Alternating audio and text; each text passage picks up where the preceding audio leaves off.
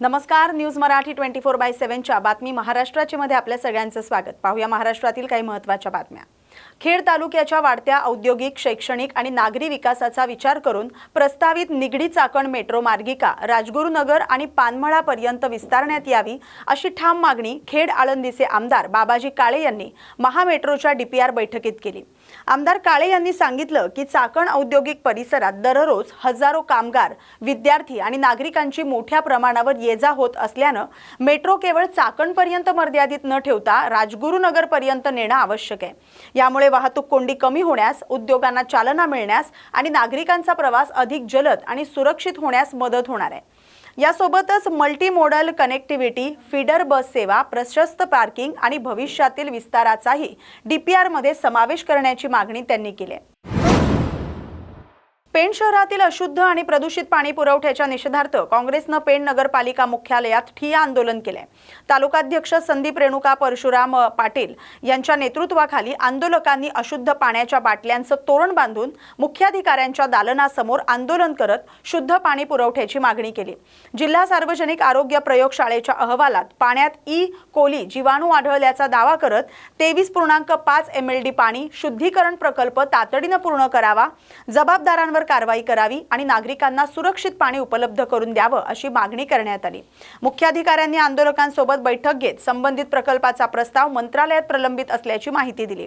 आठवडाभरात प्रभावित भागातील हाऊसिंग सोसायट्यांची बैठक घेण्याचे आश्वासन दिले। मागण्या पूर्ण न झाल्यास पुन्हा तीव्र आंदोलन करण्याचा इशारा देण्यात आलाय। माझं पेण संघटनेने आंदोलनाला जाहीर पाठिंबा दिलाय। आज आम्ही पेण तालुका काँग्रेसच्या वतीनं पेणकरांना शुद्ध पिण्याचं पाणी मिळावं यासाठी इथे आंदोलन केलं होतं, परंतु मुख्य कार्यकारी अधिकारी यांनी तत्काळ त्याची दखल घेतली आणि त्यांच्या दालनामध्ये त्याची बैठक आयोजित करण्यात आली होती। त्या अनुषंगानं पेणकरांना शुद्ध पाणी मिळालं पाहिजे ही ठाम मागणी आम्ही त्यामध्ये लावून धरली होती आणि त्यांनीसुद्धा प्रस्तावित जी योजना आहे ती योजना शासन स्तरावर आहे आणि तिची लवकरात लवकर कशी मंजुरी घेता येईल त्या दृष्टिकोनातून प्रयत्न केला जाईल।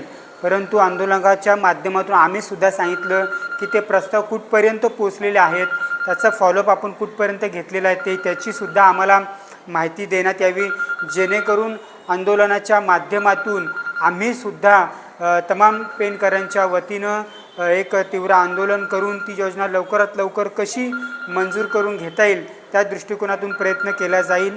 हे आंदोलन करत असताना सुद्धा आम्ही विविध सामाजिक संघटना किंवा अनेक इतर जे राजकीय लोकांना सुद्धा कळवलं होतं, परंतु काही लोकांनी या आंदोलनात का आले नाहीत याची कोणत्याही प्रकारची आम्हाला माहिती नाही आहे। परंतु आम्ही करत असलेलं हे आंदोलन जनतेचं आंदोलन आहे। जोपर्यंत पेणकरांच्या पिण्याच्या पाण्याचा प्रश्न जोपर्यंत सुटत नाही तोपर्यंत हे आंदोलन चालू राहणार आहे। आता जे काय पिण्याच्या पाण्यासंदर्भात जे आंदोलन झालं, आंदोलकांनी ज्या मागण्या केलेल्या आहेत शुद्ध पाण्याचा पुरवठा करण्याबाबत किंवा शहरात सध्या अशुद्ध पाणी पुरवठा होतोय याबाबत आंदोलकांनी ज्या मागण्या केल्या त्याबाबत नगरपालिका प्रशासनाचं म्हणणं असं आहे की ह्या महिन्याच्या जुलै महिन्याच्या 6 तारखेला जो प्रचंड अतिवृष्टी सदृश्य पाऊस झाला त्याच्यामध्ये मोठ्या प्रमाणात डोंगरावरील गाळ किंवा जे काय माती आहे हे प्रचंड प्रमाणात नदी स्रोतात आले आणि आपण जॅकवेलद्वारे नदीचं पाणी हे 2 फिल्ट्रेशनद्वारे आपण पाणी शुद्ध करतो। अचानक एवढ्या प्रमाणात गाळ किंवा पाणी आल्याने, गाळयुक्त पाणी आल्याने आपल्या यंत्रणेवर, फिल्ट्रेशन यंत्रणेवर त्राण पडला। त्यामुळं मागील काही दिवसात पाणी हे गढूळ येत होतं, परंतु ते गढूळ पाणीसुद्धा आपण पूर्ण अशुद्ध नव्हतं तर त्याच्यावर ट्रीट करून ॲलम आणि क्लोरीनची मात्रा देऊन ते आपण पुरवत होतो, परंतु त्याचा रंग गढूळ होता। या दृष्टीने शहराला पाणी पुरवठा शुद्ध करण्याच्या दृष्टीने आपण तातडीने काही उपाययोजना केलेल्या आहेत, तज्ज्ञांची कमिटी नेमलेली आहे, त्यांचा आपण सल्ला घेत आहोत। दोन्ही फिल्ट्रेशन प्लांट पूर्णपणे ॲक्टिव्ह केलेले आहेत, त्याची कपॅसिटी वाढवण्यासाठीही आपण पूर्णतः प्रयत्न करत आहोत। दुसरं महत्त्वाचं योजना म्हणजे की आपली जी पेण शहर पाणी पुरवठा वाढी पाणी पुरवठा योजना ही शासनाच्या अंतिम मंजुरीस्तव आहे आणि शहराचा 2045ला होणारा पाणी पुरवठा गृहीत धरून आपण ती योजना केलेली आहे। ती योजना मंजूर झाल्यानंतर त्याच्यामध्ये नदी हा स्रोत नसून हेटवणे डॅम आणि आंबेघर डॅममधून आपण पाणी उचलणार आहोत आणि त्याद्वारे पेण शहराला पाणी पुरवठा करणार आहोत। त्याच पद्धतीने एक तातडीची उपाययोजना म्हणून पेण नगरपालिकेतर्फे स्वतःच्या निधीतून एक 11 कोटीचा खर्च करून तातडीने आंबेगाव धरणातून पाणी आणून ते आपल्या शहराला फिल्ट्रेशनद्वारे पुरवठा करणार आहेत। त्यामुळे एवढंच सांगू इच्छितो की पेण नगरपालिका प्रशासन हे पूर्णतः शहराला किंवा शहरातील नागरिकांना शुद्ध पाणी पुरवठा करण्याबाबत कटिबद्ध आहे। त्या दृष्टीने नगरपालिका प्रशासनाचे प्रयत्न चालू आहे। सध्या पुणे जिल्ह्यामध्ये पावसानं थैमान माजवले। काही ठिकाणी मुसळधार ते अतिमुसळधार पाऊस सुरू आहे। त्यामुळे ठिकठिकाणी रस्ते पुराच्या पाण्यानं वाहून गेलेत। त्यामुळे ग्रामीण भागातील दळणवळणाचं साधन म्हणून पाहणाऱ्या लालपरीची सेवा विस्कळीत झाली आहे। यामुळे या भागातील नागरिकांना तालुक्याच्या ठिकाणी ये-जा करणं अवघड होत आहे आणि त्यातच लालपरीची सेवा बंद झाल्यानं नागरिकांचे प्रचंड हाल होताना दिसतात। काही ठिकाणी काही नागरिक आगार व्यवस्थापक यांच्याकडे आपली मागणी मांडत आहेत।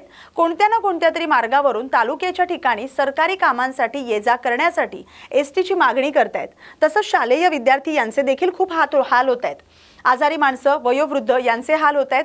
प्रशासनानं याचं गांभीर्य ओळखून लवकरात लवकर उपाययोजना करावी अशी मागणी नागरिक करतायत। वाशिम जिल्ह्यातील मालेगाव शहरात दिनांक 1 ऑगस्ट रोजी साहित्य सम्राट लोकशाहीर अण्णाभाऊ साठे यांची जयंती मोठ्या उत्साहात साजरी करण्यात आली। सेलू रोडवरील अण्णाभाऊंच्या पूर्णाकृती पुतळ्याला नगराध्यक्ष ओमप्रकाश खुरसडे आणि उद्योगपती अभिषेक मुंदडा यांच्या हस्ते पुष्पहार अर्पण करून अभिवादन करण्यात आलं। यावेळी महिला युवक मोठ्या संख्येनं मिरवणुकीत सहभागी झाले होते। शहरातील प्रमुख मार्गाने मिरवणूक काढण्यात आली। यावेळी तगडा पोलीस बंदोबस्त ठेवण्यात आला होता। महसूल दिनानिमित्त जिल्हाधिकारी कार्यालयात आयोजित कार्यक्रमात जिल्हाधिकारी योगेश कुंभेजकर यांनी महसूल विभागानं नागरिकांना वेळेत गुणवत्तापूर्ण आणि पारदर्शक सेवा देण्यासाठी कटिबद्ध राहण्याचं आवाहन केलंय। महसूल विभाग हा शासन आणि नागरिकांमधील विश्वासाचा दुवा आहे। तंत्रज्ञानाचा प्रभावी वापर करून प्रशासन अधिक गतिमान आणि कार्यक्षम बनवण्याची गरज असल्याचं त्यांनी सांगितलंय। नागरिकांच्या अडचणी संवेदनशीलतेने सोडवून शासनाच्या योजना शेवटच्या घटकापर्यंत पोहोचवण्यासाठी समन्वयानं काम करण्याचं आवाहनही त्यांनी केलंय। यावेळी महसूल प्रशासनात उत्कृष्ट कामगिरी करणाऱ्या अधिकारी आणि कर्मचाऱ्यांचा प्रशस्तीपत्र आणि सन्मान चिन्ह देऊन गौरव करण्यात आला।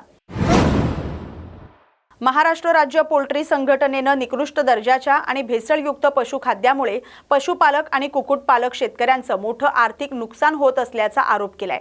संघटनेचे कार्याध्यक्ष शरद गोडांबे यांनी पशुधन आणि कुक्कुट पक्षी खाद्याचा समावेश अन्न सुरक्षा आणि मानक कायदा 2006 मध्ये तातडीनं करण्याची मागणी केली आहे। संघटनेच्या म्हणण्यानुसार राज्यातील अनेक पशुखाद्य कंपन्या BIS मानक नसलेले खाद्य विकतायत। त्यामुळे दूध, मांस आणि अंडी उत्पादनात 30 ते 40% घट झाल्याचा दावा करण्यात आलाय। महाराष्ट्र शासनाच्या पशुसंवर्धन विभागानंही या संदर्भात FSSAI कडे पत्र व्यवहार केल्याचं संघटनेनं सांगितलंय। BIS प्रमाणपत्र नसलेल्या कंपन्यांवर कारवाई करावी। प्रत्येक जिल्ह्यात खाद्य तपासणी प्रयोगशाळा आणि तक्रार निवारण कक्ष सुरू करावा अशा मागण्या संघटनेनं केल्या। प्रशासनानं तातडीनं दखल न घेतल्यास राज्यभर आंदोलन करण्याचा इशारा देण्यात आलाय। मी शरद बाळासाहेब गोडांबे, महाराष्ट्र राज्यस्तरीय पशुसंवर्धन सन्मान समिती सदस्य। मी काही तुम्हाला राज्यातील 75 लाख जवळजवळ पशुपालक शेतकरी जे पशुधन सांभाळण्याचा व्यवसाय करतात त्यांना या कंपन्या आपल्याला खाद्य पुरवठा करतात त्या कशा फसवणूक करतात, पशुसंवर्धन विभागाची भूमिका आहे त्या संदर्भात माहिती देणार आहे। वास्तविक पाहता 2023 साली पशुसंवर्धन सन्मान समितीचा आम्हाला समिती सदस्य केलं शासनाने। हेतू काय होता, राज्यात ज्या समस्या आहेत पशुपालकांना त्या शासनापर्यंत पोहोचवायचा। तर 2023 साली असे निदर्शनास आम्ही आणून दिलं। त्यावेळेस पशुसंवर्धन आयुक्त हेमंत वशेकर साहेब होते की राज्यातील त्या पशुसंवर्धन विभागामार्फत ज्या काही पशुखाद्य कंपन्या पशुखाद्य तयार करतात, शेतकऱ्याला पुरवठा करतात, तर त्यांची नोंदच नव्हती। ते त्या संदर्भात पशुसंवर्धन विभागाने 18/7/2023 ला एक पत्र दिलं FCAI नवी दिल्ली मुख्य कार्य अधिकारी यांना की जो अन्न सुरक्षा विभागाला जो त्यांनी कायदा केला 2006 साली अन्न सुरक्षा आणि मानक कायदा, त्यामध्ये पशुधन आणि कुक्कुट खाद्य याचा समावेश करावा. तर तसं त्या लेटरला सुद्धा अजूनपर्यंत काहीच उत्तर आलं नाही. त्याला केराची टोपली दाखवली. त्यानंतर आता पशुधन विभागाचे किरण पाटील साहेब हे आयुक्त आहेत, त्यांनी सुद्धा 2026ला 1/8/26ला पत्र व्यवहार केलेला आहे की त्या ह्या अंतर्गत तुम्ही त्या दर्जा द्यावा, म्हणजे आम्हाला कारवाई करता येईल. मोठ्या प्रमाणात राज्यामध्ये पशुखाद्य कंपन्या निष्कृत दर्जाचे भेसळयुक्त खाद्य देत आहे. BSN मानक नसल्यामुळे त्याचा मोठा फटका महाराष्ट्रातील पशुपालक कुक्कुटपालक शेतकऱ्यांना होत आहे. यामुळे राज्यातील दूध, मांस आणि अंडी उत्पादन जे शेतकरी आहे 30 ते 40% घट त्यांची झालेली आहे. त्या संदर्भात वारंवार आम्ही पाठपुरावा करत आहोत. परंतु विषय काय होतोय, या कंपन्यांची बऱ्यापैकी काही राजकीय हितसंबंध असल्यामुळे त्यांना कारवाई होत नाही, किंवा जो गाई म्हशी खाद्य बनवणारा 177 युनिट आहे हा आकडा पशुसंवर्धन विभागाने दिलेला आहे. त्यापैकी फक्त 29 कंपन्यांनीच BSR प्रमाणपत्र घेतलेलं आहे. जवळजवळ 141 कंपन्या, परत तुम्ही माहिती घ्या, 141 कंपन्या बेकायदेशीरपणे पशुखाद्य विक्री करतात. हा आकडा पशुसंवर्धन विभागाने दिलेला आहे. कोणाला दिलेला आहे? मुख्य कार्य अधिकारी, भारतीय अन्न सुरक्षा मानक प्राधिकरण FCCAI भवन, कोटला रोड, नवी दिल्ली यांना पत्र व्यवहार केलेला आहे. 2023 ते 26 या 3-4 वर्षात वारंवार पत्र व्यवहार झालेला आहे. परंतु हालचाल होत नाही आणि बेकायदेशीरपणे जे कंपन्या फसवणूक करतात ते मोठ्या प्रमाणात शेतकऱ्यांचं नुकसान होते. माझी विनंती हीच राहील या व्हिडिओच्या माध्यमातून की ताबडतोब तुम्ही ह्या ज्या कंपन्या आहेत बेकायदेशीर त्यांच्यावर कारवाई करावी आणि पशुसंवर्धन विभागामार्फत जे तुम्हाला लेटर पाठवले तर त्याचं संदर्भात पाठपुरावा करावा आणि ह्या कंपन्यांना वटणीवर आणाव्या. आणि ते 170 पैकी 29 कंपन्यांनी BSR प्रमाणपत्र घेतलेले आणि उरलेल्या ज्या 141 कंपन्या आहेत ज्या बिनधास्तपणे बेकायदेशीरपणे खाद्य विक्री करतात त्यांच्यावर कसे कायदा करता येईल. आणि 2007चा जो कायदा होता अन्न सुरक्षा आणि मानक कायदा त्यामध्ये समावेश करावी, हीच माझी महाराष्ट्र शासनाला, केंद्र शासनाला, राज्यातील 75 लाख पशुपालकांच्या वतीने विनंती राहील. तसं जर नाही केलं तर येत्या काळात आम्ही पशुसंवर्धन आयुक्त कार्यालय पुणे औंध या ठिकाणी भव्य मोर्चा काढू आणि आमच्या न्याय हक्कासाठी लढू. उमरगा शहरात साहित्यरत्न लोकशाहीर अण्णाभाऊ साठे यांची जयंती उत्साहात साजरी झाली.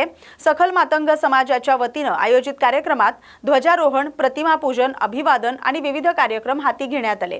यावेळी चिमुकल्या विद्यार्थ्यांनी अण्णाभाऊ साठे यांच्या जीवनावर, कार्यावर प्रभावीपणे भाष्य केलं. समाजाच्या वतीनं पुतळा उभारणी, अण्णाभाऊ साठे यांच्या नावानं सभागृह बांधणं आणि राजकीय प्रतिनिधित्वाच्या मागण्या मांडण्यात आल्या. आमदार प्रवीण स्वामी यांनी, नगराध्यक्ष किरण गायकवाड यांनी या मागण्यांवर सकारात्मक भूमिका घेत पुढील जयंतीपूर्वी पुतळा आणि सभागृह उभारणीची प्रक्रिया गतीनं पूर्ण करण्यासाठी प्रयत्न करण्याचं आश्वासन दिलंय. कार्यक्रमाला विविध क्षेत्रातील मान्यवरांसह समाज बांधवांची मोठी उपस्थिती होती. आपल्या नगरीचा नगर अध्यक्ष म्हणून आपल्या कोणकोणत्या अडचणी आहेत हे मला ज्ञात आहे. गेल्या अनेक वर्षांपासून आपण सर्वजण आपल्या मागण्या पूर्ण व्हाव्यात आपण सर्वजण झगडत आहोत, लढत आहोत. पण आतापर्यंत काही प्रमाणावरती अडचणी दूर झाल्या.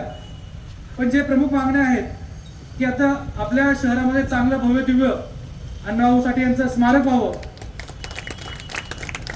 मी माझ्या इलेक्शनच्या पिरियडमध्ये देखील आपल्याला शब्द दिला होता आणि नक्कीच विश्वासाने सांगू इच्छितो, जी जागा आपल्या सर्वांच्या मनामध्ये आहे त्या जागीच एक चांगलं अण्णाभाऊ साठे यांचं स्मारक आपण या पुढच्या जयंतीपर्यंत आपण नक्कीच त्याचं भूमिपूजन असेल, त्याचं काम सुरुवात असेल, हे नक्कीच पुढच्या वर्षीपर्यंत आपण ते करून घेऊया.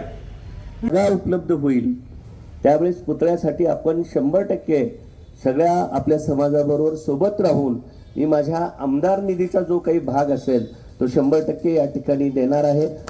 नगरपालिकेची जबाबदारी असेल जागा उपलब्ध करून देणे, आपल्या सगळ्याची जबाबदारी असेल पुतळ्याची उभा करणे आणि त्याचमध्ये मी सगळ्यात पुढे असेल या ठिकाणी मी तुम्हाला या ठिकाणी आवर्जून सांगू इच्छितो. पेणचे युवा समाजसेवक तसंच वक्रतुंड मित्रमंडळाचे संस्थापक दत्ता कांबळे यांच्या 39व्या वाढदिवसानिमित्त सामाजिक उपक्रमांचं आयोजन करण्यात आले. लक्ष्मीनारायण हॉल, म्हाडा कॉलनी, पेण इथं झालेल्या कार्यक्रमात मदर टेरेसा इंग्लिश मीडियम हायस्कूलच्या विद्यार्थ्यांसाठी बेंचेस भेट देण्यात आले. यावेळी पेणमधील पत्रकारांसाठी प्रत्येकी 5 लाख रुपयांचा अपघाती विमा दत्ता कांबळे यांनी स्वखर्चानं दिला. पत्रकार जनतेचे प्रश्न प्रशासनापर्यंत पोहोचवण्याचं महत्त्वाचं काम करतात. त्यांच्या सुरक्षेच्या विकासाच्या दृष्टीनं हा उपक्रम राबवल्याचं कांबळे यांनी सांगितलंय। कार्यक्रमाला रायगड जिल्हा परिषदेचे अध्यक्ष मंगेश वाकडीकर, पेण नगरपालिकेचे मुख्याधिकारी जीवन पाटील, शाळेचे पदाधिकारी, पत्रकार आणि विविध क्षेत्रातील मान्यवर उपस्थित होते। सामान्य कुटुंबातील सामान्य व्यक्ती या जिल्हा परिषदेचा अध्यक्ष झाला त्याच्याबद्दल मला खूप अभिमान आहे की ते माझे मित्र श्री मंगेश वाकडीकर साहेब, तुम्ही आलात हे माझ्यासाठी माझ्या वाढीचं आणि तुमचे भेट आहे आणि तुमच्यासाठी असे लोक आल्यानंतर विद्यार्थ्यांना आणि सामान्य लोकांना एखादा जोश येतो आणि आम्ही अशा समाजात काम करताना तुमच्यासाठी लोक आमच्या सोबत असतात माझं पाठबळ भेटतं तर त्यांचे तुमचे एक आभार होतो। तसेच माझे मित्र जीवन पाटील साहेब, सीओ पेन साहेब, भोलप साहेब, सुरेश साहेब, या शाळेचे अध्यक्ष गौतम पाटील, माझी मिसेस राजेश कांबळे, माझा भाऊ राजू कांबळे, माझे मित्र परिवार, सर्व मित्र मंडळाचे सर्व मित्र परिवार, माझे पत्रकार विद्यार्थी मित्रांनो, गेले समाजात आज ते 10 वर्ष काम करत असताना समाजासाठी काहीतरी करावं ही इच्छा माझ्या मनात कायम असते। मी पण एक सामान्य कुटुंबातून सामान्य व्यक्ती आहे। माझे आई वडील हे मोलमजुरी करत असताना गौतम पाटील सरांनी अध्यक्ष असताना त्यांना माहिती आहे की त्यांच्या गावाला आहे, त्यांनी माझी पार्श्वभूमी, त्यांची माझा परिश्रम हे त्यांना खूप काही माहिती आहे। कारण की मी या गावामध्ये आमच्या गावामध्ये किमान 10 ते 15 वर्ष भाडोत्री होतो। त्याच्यातून हे माझं डेव्हलपमेंट, माझे आधारस्तंभ ज्यांच्यामुळे मी आज उभा आहे आणि त्यांच्या वेळोवेळी मार्गदर्शनाखाली जगतो ते माझे आदरणीय किशोरभाई धारिया साहेब। आज त्यांच्यामुळे दत्ता कांबळे, डीके शेठ किंवा समाजसेवक जी मला भूमिका भेटली ते केवळ त्यांच्या पाठीमागे हात कोण असेल ते माझी आई आणि किशोरभाई धारिया। कारण की त्यांनी मला एक पाठबळ दिलेलं आहे, त्या पाठबळाच्या जोरावर ते समाजामध्ये समाजसेवक म्हणून ते पण काम करतात। त्यांचे हिरवळ प्रतिष्ठानची संस्था आहे, त्यांचे कार्यक्रम दरवर्षी बघत असतो आणि असे कार्यक्रम करताना कोणाचा तरी आदर्श घ्यायला लागतो, तो आदर्श त्यांचा घेतलेला आहे आणि समाजामध्ये काम करतो आणि हे काम सतत मला घडो ईश्वराची प्रार्थना करतो आणि मंगेश तुमच्या एक मित्रांनी असा सपोर्ट करावा आणि या शाळेसाठी पण तुम्ही काही लक्ष द्यावं। एक जिल्हा अध्यक्ष आणि तुमच्या हातातून एक सामान्य लोकांचं कार्य तुमच्या हातून जावे। एक खासदाराचा माणूस, एक आमदारचा मुलगा जिल्हा परिषद अध्यक्ष होतो, पण तुम्ही एक सामान्य कुटुंबाचा व्यक्ती जिल्हा अध्यक्ष होता, याचा मला खूप आनंद आहे। हे तुमचं उदाहरण आहे की लोक माझा उदाहरण समाजसेवा करतात आणि तुमचं एक उदाहरण राजकारण म्हणून घेतो, कारण तुम्ही एक सामान्य व्यक्ती आहेत, हा मला खूप आनंद आहे। आणि या विद्यार्थ्यांना की तुम्ही कोणाला पण विद्यार्थी मित्रांनो कोणाला भेटत असेल, कोणाला फोन लावत असेल, कधी कोणाला घाबरत नाही, कधी कोणाला चोरी केली तर घाबरा, तर कुठल्याही काम करताना कुठल्या अधिकाऱ्याला, कुठल्या मित्रांना, कुठल्या राजकीय लोकांना कधी घाबरू नये। मी आजपर्यंत माझा उदाहरण देतो। मी 8वी 9वीचा असताना किशोर धारिया व्यक्तीला मी गेले 3 वर्ष बोलत होतो, तो व्यक्ती किती मोठा आहे, किती कुठल्या पक्षाचा आहे, कुठल्या राजकीय मला भीती नाही, आपण चांगलं काम करत असताना कोणाला घाबरायचं नाही आणि तुम्ही डेअरिंग करा। मित्रांनो आपण घाबरतोय, हा किती मोठा आहे, जेवढा मोठा माणूस असतो ना तेवढ्या मोठ्या माणसाला खालच्या माणसाची गरज असते, म्हणून आपण कधी स्वतःला गरीब समजत, कधी श्रीमंत समजत नाही। माणूस म्हणून जीवनामध्ये जगा, माणूस हा धर्म आहे, माणसापेक्षा जगात कुठला धर्म नाही, कुठली जात भेद काय नाही, सर्व मित्र। मी सर्व जाती धर्माच्या लोकांबरोबर जेवतो, खातो, पितो, राहतो, का आम्ही सर्व मनुष्य म्हणून जगतो आणि तुम्ही पण मनुष्य म्हणून जगा। मनुष्याशिवाय या जगात कुठला धर्म नाही। आणि आज या तुम्हाला वाढदिवसानिमित्त तुमच्याकडून मागणी मागतो, या शाळेचा विद्यार्थी एक मंगेश वाकडीकर साहेब होऊ दे, एक PSI होऊ दे, एक DY होऊ दे, एक जीवन पाटील साहेबांसारखा CEO होऊ दे,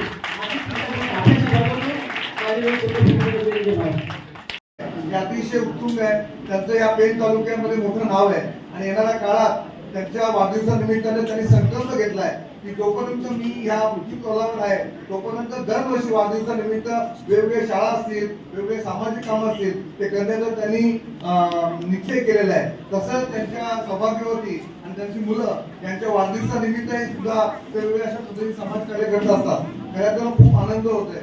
ठीकेजी, आज आपण मुलांच्या भविष्यासाठी या सर्व गोष्टी करत आहात। मित्रांनो, खऱ्या अर्थानं जर आज शिक्षण तुम्ही घेतलं तर पुढे जाणार आहे। आज तुमच्यातील कोण MPSC UPSC याचा अधिकार होत असेल, तुमच्यातील कोण इंजिनियर डॉक्टर होत असेल तर त्याचा फार मोठा आनंद असेल। ठीक आहे जी, मी सुद्धा मराठी शाळेचं शिकलो, 5वी साठी प्रथम क्रमांक, 8वी 10वी द्वितीय क्रमांक, त्याच्यानंतर ग्रॅज्युएशन केल्यानंतर 10 वर्ष बँकिंगमध्ये नोकरी केली। ICICI bank, HDFC bank, IndusInd bank अशा 3 बँकेमध्ये बँकमध्ये काम केलं, एडलवाईजमध्ये नवी मुंबई एरिया म्हणून काम केलं आणि मग ह्या सर्व क्षेत्रात काम करत असताना वेगवेगळे समाजकार्य जसं रायगड तुम्ही पाहिजे आणि त्याच्यामधूनच आपण आपलं जीवन घडवत असतो। म्हणजे जर तुम्ही शिक्षण घेतलं तरच तुम्ही रायगड जिल्हा परिषद अध्यक्ष, तुम्ही आमदार खासदार होऊ शकता. त्यामुळे शिक्षण हा सर्वात महत्त्वाचा भाग आहे. आणि मी पत्रकार मंडळींना विशेष धन्यवाद देईन की तुम्ही आज हा कार्यक्रम दिग्गजांचा स्वतःचा वाढदिवस नसून हा कार्यक्रमाची रूपरेषा, या कार्यक्रमाचं आयोजन हे तुम्ही केलंय, त्यावेळेस सर्वप्रथम तुमचं धन्यवाद करतो. किनवट तालुक्यात गेल्या 2 दिवसांपासून सुरू असलेल्या मुसळधार पावसामुळे जनजीवन विस्कळीत झाले. अनेक भागात पूरस्थिती निर्माण झाली. पिंपळगाव फाटा परिसरातील नाल्यांना पूर आल्यानं पाणी नागरिकांच्या घरामध्ये शिरले. आदिवासी वस्तीतील अनेक कुटुंबांचं मोठं नुकसान झाले. पुराच्या पाण्यामुळे अन्नधान्य, कपडे, संसारोपयोगी साहित्याचं नुकसान झाले. काही कुटुंबांना सुरक्षित ठिकाणी स्थलांतर करावं लागले. रस्ते पाण्याखाली गेल्यानं वाहतूक प्रभावित झाले. काही गावांचा संपर्क तात्पुरता तुटलाय. पूरग्रस्त नागरिकांनी FDRF निधीतून तातडीची आर्थिक मदत, पंचनामे करून नुकसान भरपाई तसंच अन्नधान्य, पिण्याचं पाणी, औषधं, निवाऱ्याची सुविधा उपलब्ध करून देण्याची मागणी केली आहे. हवामान विभागानं मुसळधार पावसाचा इशारा दिल्यानं प्रशासनानं आपत्ती व्यवस्थापन यंत्रणा सतर्क ठेवण्याची गरज व्यक्त होते. हिंगोली जिल्ह्यातील कळमनुरी तालुक्यातील सांडस गावात लोकशाहीर अण्णाभाऊ साठे यांची जयंती उत्साहात साजरी करण्यात आली. गेल्या 15 वर्षांपासून गावकरी एकत्र येऊन ही जयंती साजरी करत असल्याचं अध्यक्ष सोनाजी सुतारे यांनी सांगितलंय. यावेळी सरपंच भास्कर बलखडे यांच्यासह ग्रामस्थ उपस्थित होते. अण्णाभाऊ साठे यांनी संयुक्त महाराष्ट्र चळवळीत आपल्या शाहिरीच्या माध्यमातून लोकांना एकत्र करून मोठी जनजागृती केली असं यावेळी सांगण्यात आलं.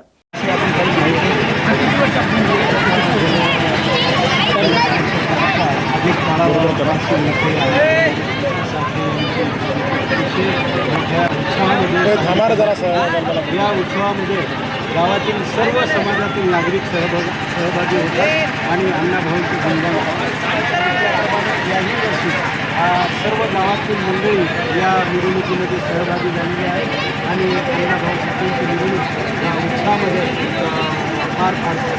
म्हणून अण्णाभाऊ आदर्श असलेले अण्णाभाऊ आमच्या एक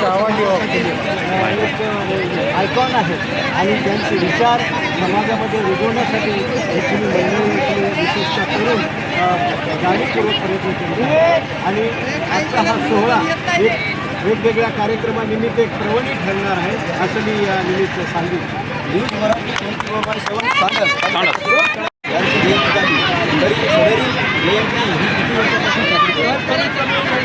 वर्षापासून होती. आमच्या गावात कोणता त्रास नाही, काय जातीभात नाही, काय नाही. सर्व मिळून जयंती करतो आणि जयंती खूप साजरी होती. जयंती केल्याच्यानंतर जेवायची व्यवस्था आहे, सगळी व्यवस्था आहे. अजाबात कोणताही त्रास होणार नाही. ही कमीत कमी 17 वर्षापासून परंपरा काय आहे आमचं गाव.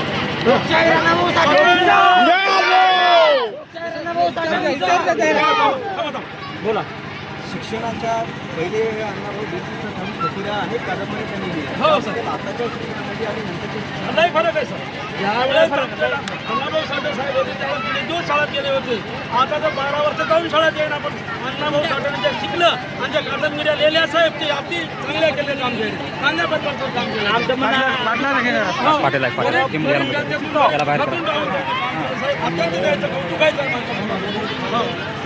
अण्णाभाऊ साठेची आजची जवळपास सांगस या गावामध्ये 15 वर्षापासून जयंती साजरी होते. छत्रपती शिवाजी महाराजांवर सुद्धा रशियामध्ये जाऊन पोवाडे गायले. अण्णाभाऊ साठे यांनी परिश्रम करून आपल्या गोरगरिबाच्या लोकशाहीर अण्णाभाऊ साठे महाराष्ट्राला संयुक्त ठेवण्याचं काम सुद्धा त्यांनी कट करून घ्या, डबल चालू करणं. गडचिरोली जिल्ह्यातील कुरखेडा तालुक्यातील खेडगाव इथं सती नदीत अंघोळीसाठी गेलेल्या 4 अल्पवयीन मुलांपैकी 3घांचा बुडून मृत्यू झालाय. ही घटना दुपारी 12:30 वाजताच्या सुमारास घडले. मृतांमध्ये लक्ष्मण दुधकवर, कुणाल दुधकवर आणि युवराज सराटे यांचा समावेश आहे. 4थ्या मुलानं प्रसंगावधान राखून नागरिक आणि मच्छीमारांना माहिती दिली. घटनेनंतर स्थानिक प्रशासनानं घटनास्थळी धाव घेत बचाव कार्य, पंचनामा आणि कायदेशीर प्रक्रिया सुरू केली आहे. जिल्हाधिकारी अविशांत पंडा यांनी घटनेबद्दल दुःख व्यक्त करत अतिवृष्टीच्या काळात नदी, नाले, तलाव आणि इतर जलस्रोतांपासून दूर राहण्याचं आवाहन केलंय. नवी मुंबई आंतरराष्ट्रीय विमानतळाला दिवंगत दिबा पाटील यांचं नाव देण्याच्या मागणीसाठीचा लढा आता थेट दिल्लीपर्यंत पोहोचणार आहे. येत्या 5 ऑगस्ट रोजी दिल्लीतील जंतर मंतर इथं 27 गाव संघर्ष समितीच्या वतीनं 1 दिवसीय लाक्षणिक आंदोलन करण्यात येणार आहे. या आंदोलनासाठी 1000 जणांना परवानगी मिळाल्याचा दावा शेतकरी कामगार पक्षाचे माजी आमदार बाळाराम पाटील यांनी केलाय. दिबाची वारी दिल्लीच्या दारी अशी घोषणा देत केंद्र सरकारपर्यंत स्थानिकांच्या भावना पोहोचवण्याचा प्रयत्न केला जाणार असल्याचं त्यांनी सांगितलंय. पनवेलचे भाजप आमदार प्रशांत ठाकूर यांनी या आंदोलनाला पाठिंबा जाहीर केल्याचं सांगत त्यांच्या भूमिकेचं बाळाराम पाटील यांनी स्वागत केलंय. 5 ऑगस्टला जंतर मंतरवर कल्याण डोंबिवली परिसरातील 27 गाव संघर्ष समितीच्या माध्यमातून आणि सर्व संबंधितांच्या सहभागातून दिबा पाटील साहेबांचं नाव नवी मुंबई आंतरराष्ट्रीय विमानतळाला लागावं म्हणून 1 दिवसीय लाक्षणिक आंदोलन करण्याचा निर्णय घेतलेला आहे. आणि त्याच्यामध्ये आम्ही सारीच मंडळी सहभागी होणार आहोत. 1000 जणांची परवानगी जंतर मंतरवर त्या मंडळींना मिळालेली आहे आणि आमच्या ज्या भावना आहेत त्या थेट दिल्लीत जाऊन केंद्र शासनाच्या कानी पडतील या दृष्टीनं हे आंदोलन आम्ही साकारतोय. ज्या पद्धतीनं 8 तारखेचं आंदोलन चिरडण्याचा प्रयत्न नवी मुंबई पोलिसांनी पनवेलमध्ये जवळजवळ पनवेलचे सारे प्रवेशद्वार बंद करून नाकाबंदी करून केला, त्यानंतरही 12 ठिकाणी पोलिसांनी अगदी खारघरपर्यंत त्या ठिकाणी आंदोलकांना रोखण्याचा प्रयत्न केला. पण त्या प्रयत्नानंतरही प्रचंड पाऊस असतानाही, प्रचंड दडपशाही पोलिसांची असतानाही सुमारे 1700 आंदोलक हे आमचं जे दुपारी जमण्याचं ठिकाण होतं सानपाडा दत्त मंदिर त्या ठिकाणी पोचले.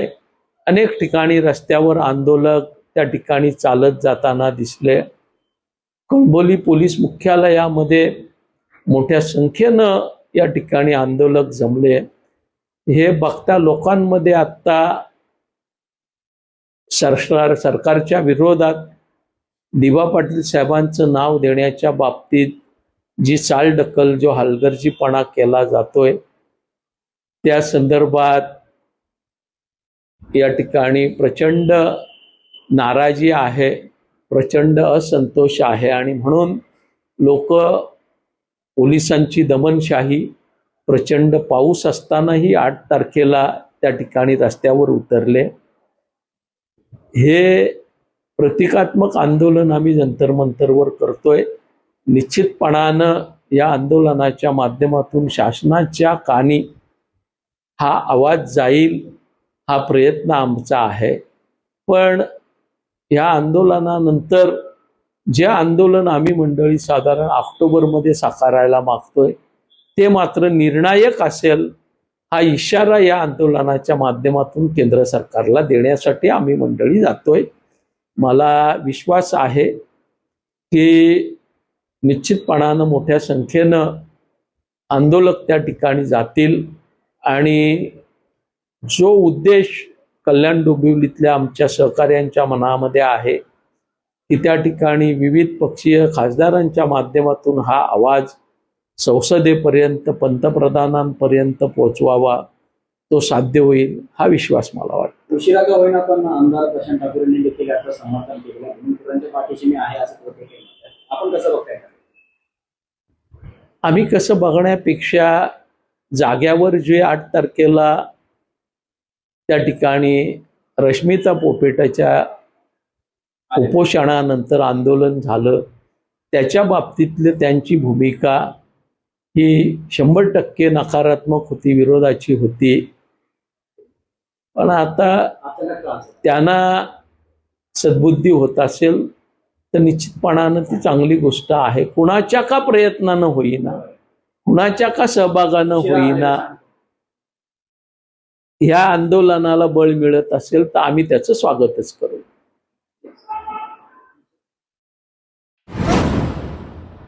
नवी मुंबई मार्गे पुण्याकडे जाणाऱ्या वाहन चालकांसाठी महत्त्वाची बातमी आहे। सायन पनवेल महामार्गावर खारघर टोल नाका ते कळंबोली दरम्यान पुण्याच्या दिशेनं मोठी वाहतूक कोंडी झाली आहे। शनिवार रविवारच्या सुट्टीमुळे लोणावळा आणि परिसराकडे जाणाऱ्या पर्यटकांची संख्या वाढल्यानं वाहनांच्या लांबच लांब रांगा लागल्यात। त्यामुळे वाहन चालकांनी अतिरिक्त वेळ गृहीत धरावा आणि शक्य असल्यास पर्यायी मार्गाचा वापर करावा असं आवाहन करण्यात आलंय। शेतकरी कामगार पक्षाच्या 79व्या वर्धापन दिनानिमित्त 2 ऑगस्ट रोजी रायगड जिल्ह्यातील खालापूर इथं भव्य मेळाव्याचं आयोजन करण्यात आले। या मेळाव्यासाठी रायगडसह राज्यभरातून 25,000हून अधिक कार्यकर्ते उपस्थित राहणार असल्याची माहिती शेकापच्या राज्य प्रवक्त्या चित्रलेखा पाटील यांनी अलिबाग इथं पत्रकार परिषदेत दिली आहे। अलिबाग येथील शेतकरी भवनात आयोजित पत्रकार परिषदेत बोलताना राज्य प्रवक्त्या चित्रलेखा पाटील यांनी सांगितले की हा मेळावा केवळ वर्धापन दिनाचा कार्यक्रम नसून शेतकरी कामगार पक्षाच्या संघटनात्मक ताकदीचं प्रदर्शन ठरणार आहे। या मेळाव्याच्या तयारीसाठी गेल्या महिनाभरापासून राज्यभर जनसंपर्क मोहीम, तालुकानिहाय बैठका, गाव भेटी आणि कार्यकर्ता संवाद कार्यक्रम राबवण्यात आले। त्याला उत्स्फूर्त प्रतिसाद मिळालाय। महिला आघाडी, युवक आघाडी आणि राज्यभरातील हजारो कार्यकर्त्यांचा मोठ्या संख्येने सहभाग अपेक्षित असल्याचं चित्रलेखा पाटील यांनी सांगितलंय। मी थोडं बॅकग्राऊंड मधनं जाते। साम्या कोरडे ही आपली विद्यार्थी संघटनेची अध्यक्ष आहे महाराष्ट्र राज्य। जसं मी महाराष्ट्र राज्याची प्रवक्ता आहे तशी ती महाराष्ट्र राज्याची विद्यार्थी संघटनेची अध्यक्ष आहे। मी तिला मुद्दामून प्रेसला बोलवलेलं पण तिला अर्धा तास लेट झाला। तुम्हाला वेळ असली तर जाता जाता कदाचित तुमची आता भेट होईल तिच्यासोबत।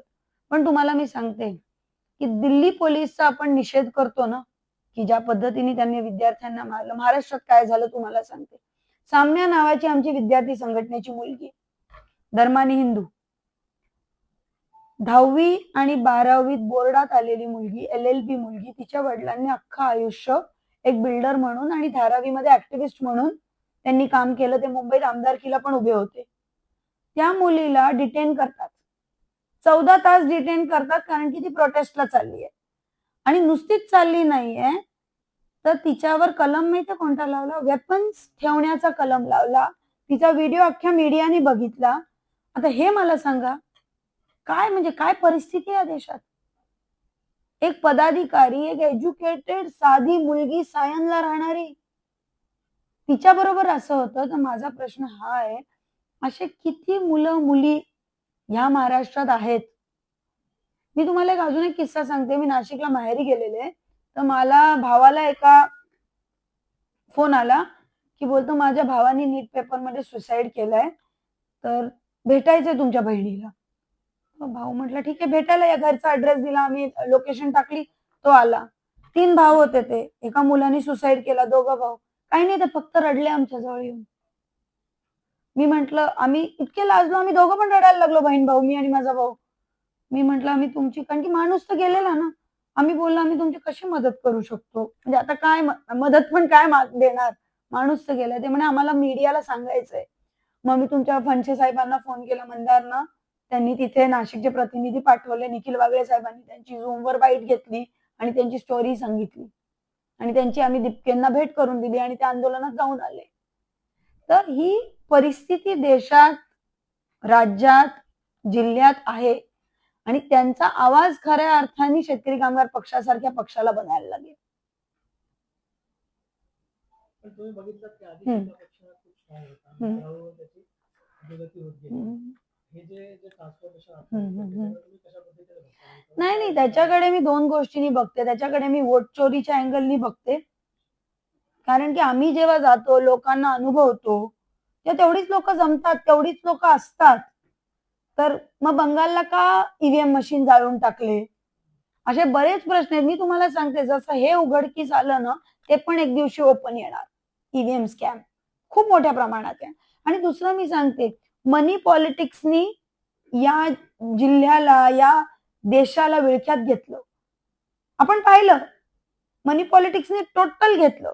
मला लोकांना याच्यात सांगायचंय, आमच्या कार्यकर्त्यांना मला सांगायचंय, लोकांना घरोघरी जाऊन समजवायचंय की आज जर 500 रुपयाच्या नोटीने मत दिला ना, तर उद्या ते तुमच्या खड्ड्यातलं डांबर असेल। जो तुम्हाला पैसे देतो तो कुठून तरी वसूल करतो।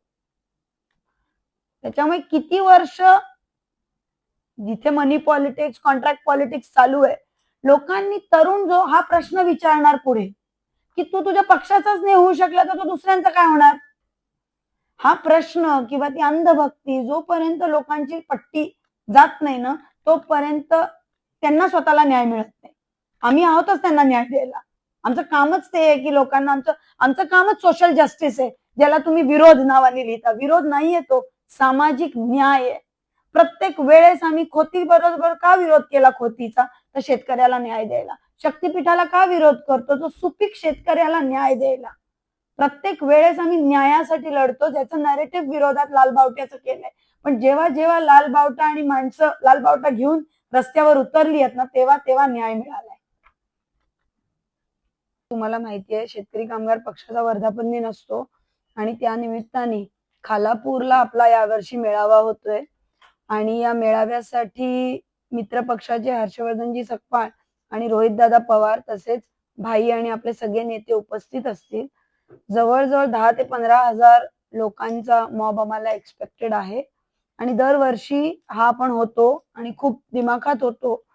तर त्या संदर्भात आज आपण ही प्रेस कॉन्फरन्स बोलवली की तुमच्या चॅनलच्या द्वारे, तुमच्या युट्यूब चॅनलच्या द्वारे, प्रिंट नेटवर्कच्या द्वारे हे तुम्ही लोकांना सांगा, कळवा. आणि देशात सध्या खूप मुद्दे चालू आहेत की ज्याच्यामध्ये एका पक्षाने भूमिका बजावते. तुम्ही स्वतः कव्हर केलंय अनेक वेळा.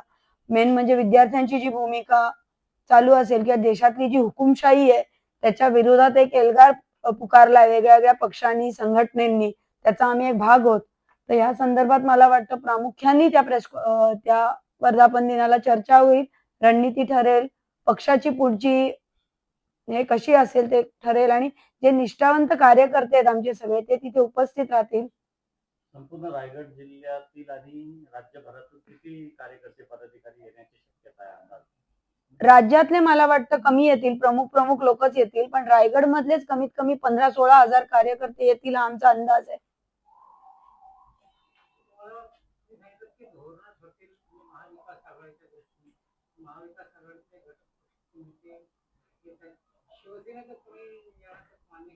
कदाचित आदित्यजी येतील, पण मी आता मुद्दामून त्यांचं नाव नाही घेतलं कारण की त्यांचं अजून मला पूर्ण कन्फर्मेशन येणं बाकी आहे. कारण की त्यांचा अजून एक कार्यक्रम क्लॅश होतोय, पण नाही तर आदित्यजी नक्की येणार आहेत.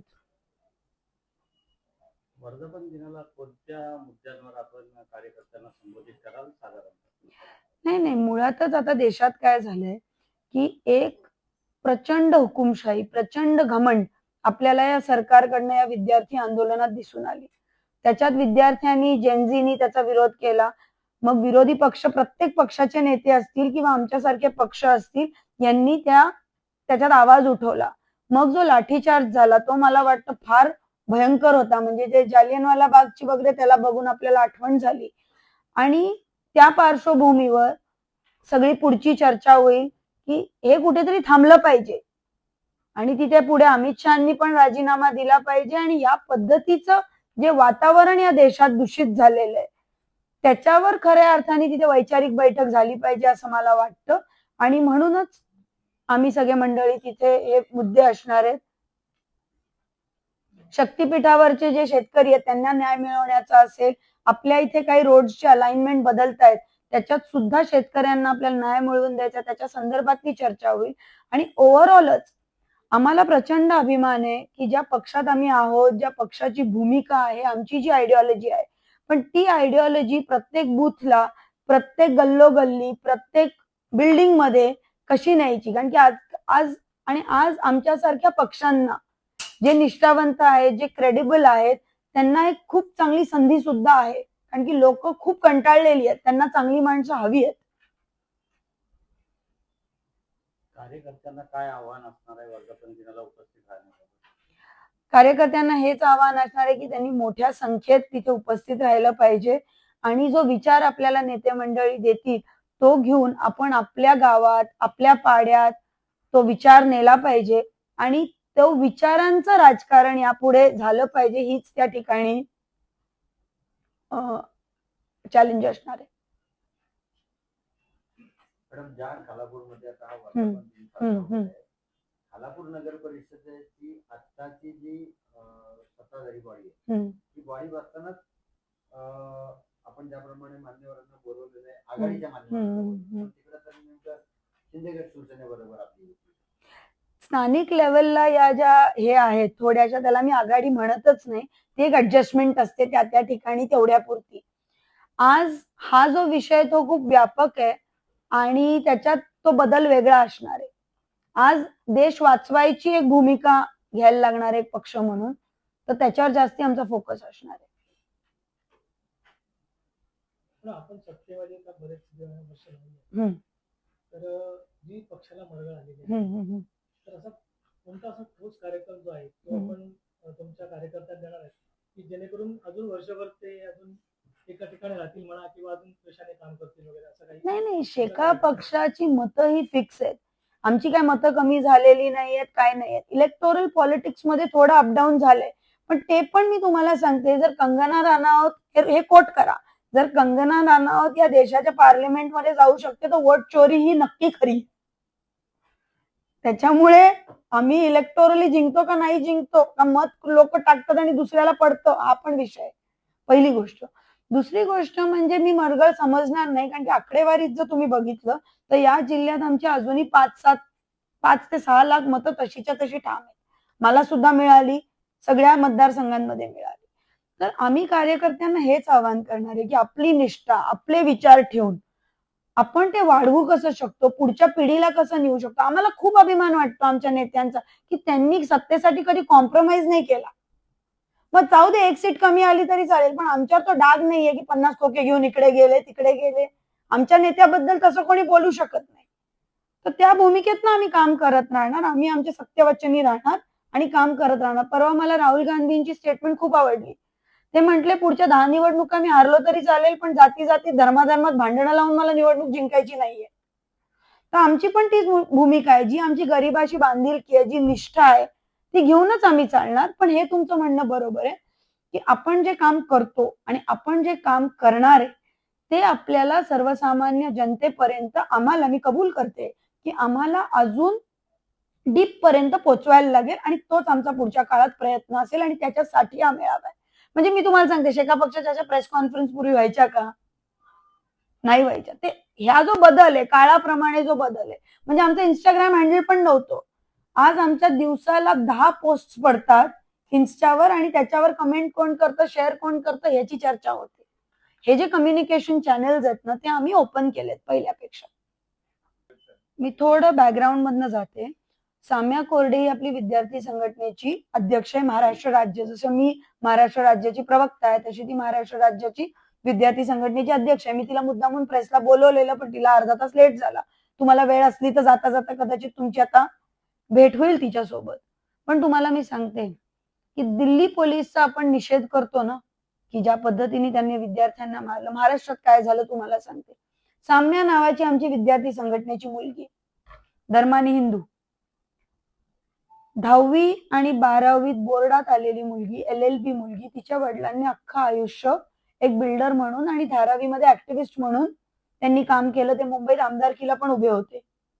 त्या मुलीला डिटेन करतात, 14 तास डिटेन करतात, कारण की ती प्रोटेस्टला चालली आहे.